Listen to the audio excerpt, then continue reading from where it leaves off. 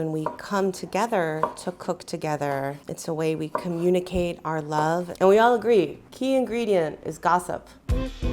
My name is Muna Dan Hijazi, and today we are having a traditional Gazaouis Palestinian meal.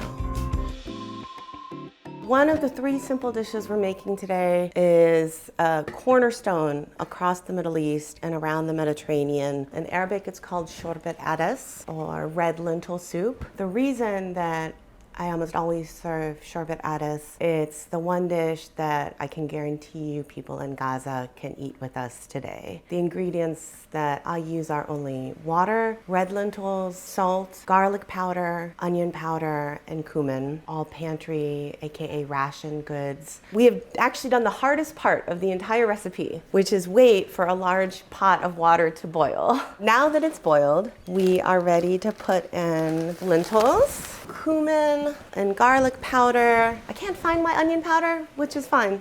A lot of times you can't find something you need. I'm gonna add the salt, and you'll note all of this is by sight and taste and smell. So we've got our components in. I'm going to just let this come to a boil uncovered. Once it boils, I'll bring it down to a low simmer so that the lentils can fully hydrate. Next up, we're gonna be roasting potatoes with za'atar. Za'atar is a plant that is indigenous to Palestine. Za'atar is the name of not only the plant, but also the seasoning mix, which tastes a lot like wild oregano. I normally like to use yucca and gold potatoes because I am lazy and I do not like peeling potatoes. But I had 2 big bags of russets, and rule number 1, we don't waste food, right? I'm still gonna be lazy though and not peel them. I've always loved cooking. I was a kid who would come home from school and find whatever cooking show I could find and watch that instead of cartoons. My Palestinian dad loves to be creative in the kitchen, but he's not the one who makes most of the everyday meals growing up. The person right now I thank the most for my cooking skills is my Aunt Hala. My Aunt Hala just passed away at the end of December. She was an amazing cook and host. Just a glamorous woman who loved ABBA. She wasn't a chef, she was like a conductor. Like, it was everyone's hands she was working with, and you were just part of the show and thrilled to be part of the show. We are ready to season potatoes. Are you ready? The one tip about Palestinian recipes is they're going to use about twice as much olive oil as you would normally use. And do not slack on that. So now we're breaking out the totally delicious Lebanese za'atar, garlic powder, and salt. And it's all just to taste. And because I am doing a huge tray, I have set my oven to the highest temperature, 525. Not only am I a lazy cook, I'm an impatient cook. So I will crank the oven up as high as I can get away with it, and I will accidentally burn stuff all the time. 30 minutes for the potatoes. We can check on the soup now.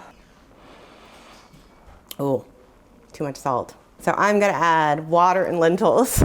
The second hardest part of this recipe is not getting the tiny red lentils everywhere. They're kind of like glitter. They magically get everywhere and then you find them everywhere for the next few days. So I'm gonna start to put together our village salad.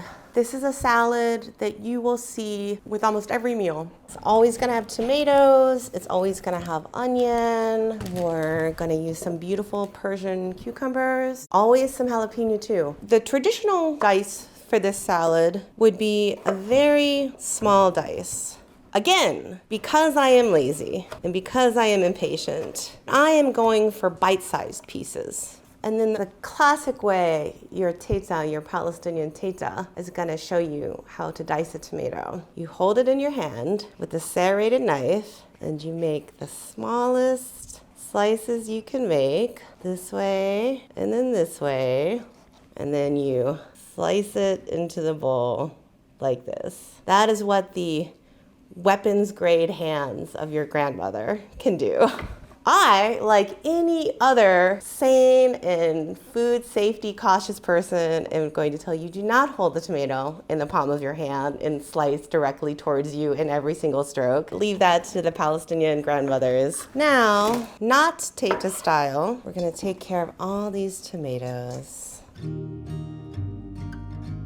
Food is not only a daily ritual through which we take care of ourselves and each other, it's a way we communicate our love and our traditions. And when we come together to cook together and share meals, that's nourishing both for your body and your soul. You know, there are a lot of dishes that the recipes requires many hands. And you have family and friends together and you're in the kitchen together, and whether it be the seasoned rice filling for the grape leaves that you roll individually, or the chile that people fill their tamales and their masa with. And we all agree, key ingredient is gossip. You can't have good tamales and you can't have good wara anab if you're not spilling the family secrets while you roll the tamales and the grape leaves out.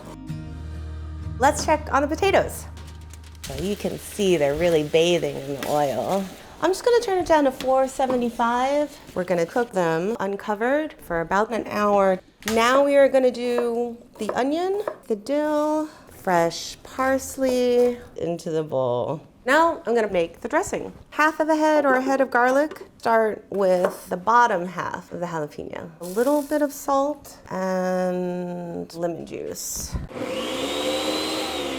I'm gonna pour that in. That's one part of your dressing. And then a good amount of good olive oil. What we haven't added yet is our dried mint. You should always crush it in your hands first. Okay, so salad is done.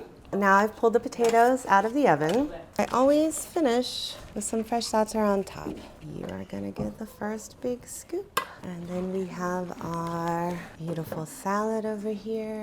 And that is your perfect bowl of Shorbat Adas. Ta-da! Today's lunch, Shorbat Adas, a Gazaouis take on a Palestinian traditional salad, and Za'atar roasted potatoes. So we are in the BorderLinks kitchen. BorderLinks is a wonderful immigrant justice nonprofit that does a lot to educate people from around the world about what life on the borderlands is like. So the intention of this meal was to share a simple traditional Palestinian meal with some of the guests visiting BorderLinks today. That moment when you've sat down to dinner with your family, you kind of don't want to be there, but now you remember why you want to be there, because the food is so good.